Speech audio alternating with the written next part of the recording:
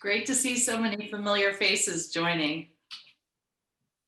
Well, with that, we're at the top of the hour, so thanks for joining us. Let's begin. I want to welcome everyone to the Aurora Institute National Policy Forum 2020.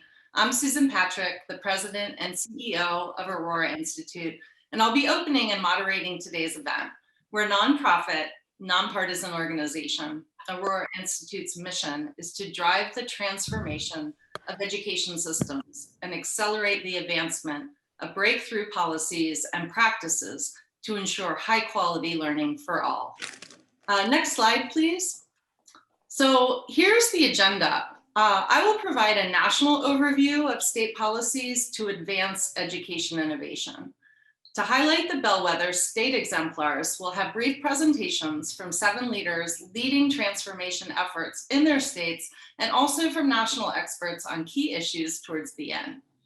So please introduce yourself. Feel free to share links, comments, lift up your own work, share questions in the chat box, and feel free to respond to each other. This will be crucial for interaction and having a dialogue. And on Twitter, we are #Aurora2020.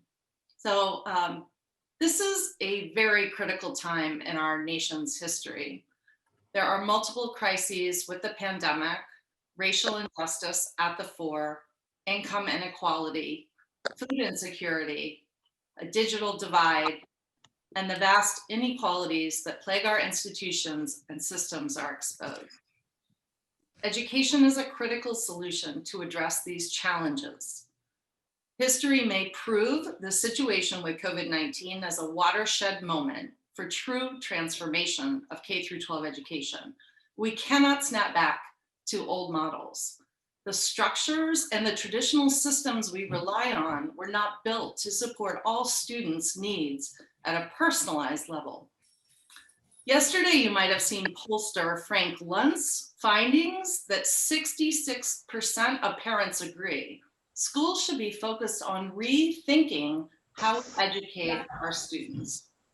We're here today to see the policy enablers for rethinking education and states working to transform education. We are in a leapfrog moment in education. I've met with education leaders around the world that are re-examining the purpose and goals of their education system towards transformation. I'm increasingly concerned that we are not setting ourselves up to move fast enough for innovating across the US. What's the right lever for advancing systems change? This framing is from research on global education systems that have successfully leapfrogged. On the upper right, the biggest levers to impact systems are changing public mindsets and re-engaging on the very purpose. With local communities, it's time to revisit purpose and innovate. Look at the least effective levers on the lower left. This is where we are still spending much of our time in state and federal education policy in the US, tweaking metrics in an existing system. With the rapid rate of change occurring in jobs, the economy, and the workforce, in society, we may never catch up if we don't take on steps for leapfrogging system transformation. Next slide, please. The good news is states are advancing policies to transform. The work is happening all across the country. In 2012, you had a dozen or so states working to move from narrow seat time policies, where students advance on credits based on the number of minutes in a seat with variable outcomes, in white here, toward building more flexibility for competency-based education, focused on mastery of an important building knowledge and skills. Early stage states then were in yellow, emerging in green, states with advanced policies in red. Next slide, please. Fast forward to 2020, 49 states building capacity for advancing competency-based education and flexibility.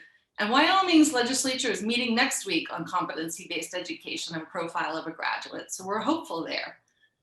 We estimate that 8 to 10% of districts in the US are piloting or working toward competency-based learning, and districts and schools that were competency-based prior to 2020, Lindsay in California, Kettle Moraine in Wisconsin, Northern Cass in Minnesota, South Bronx Community Charter in New York actually had a much more smooth transition to remote learning.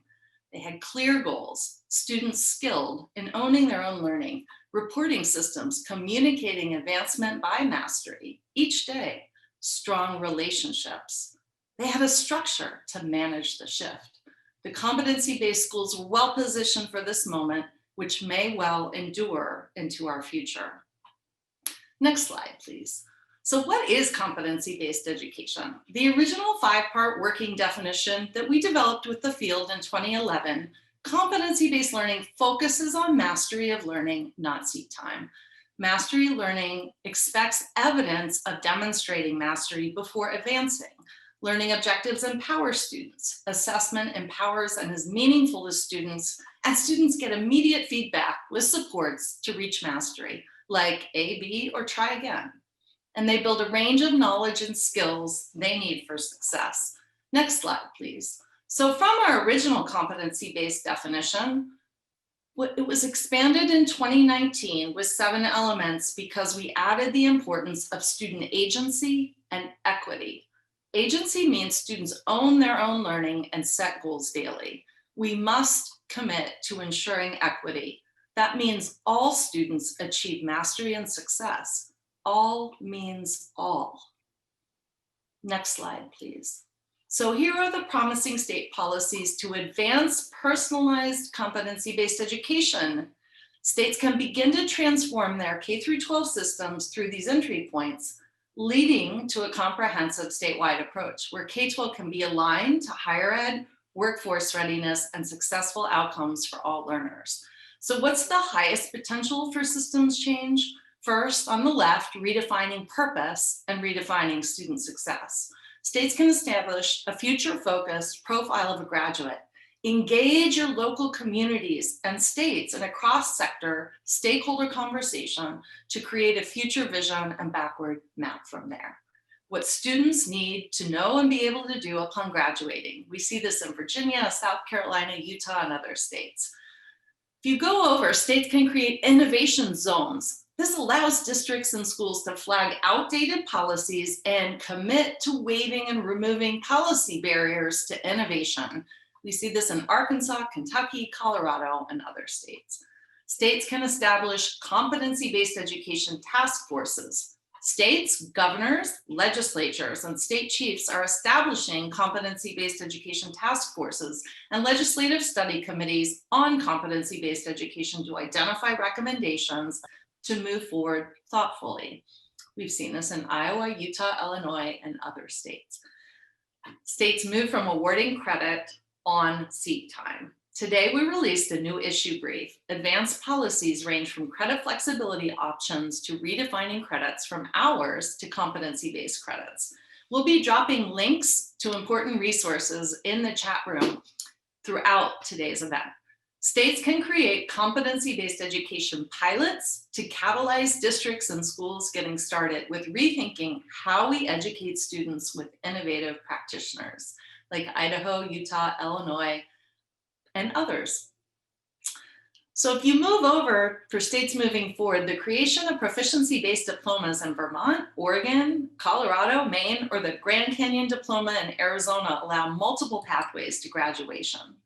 Today, we will also examine trends in modernizing for balanced systems of assessments, student-centered accountability, and the need to build local capacity, modernize, and diversify the educator workforce.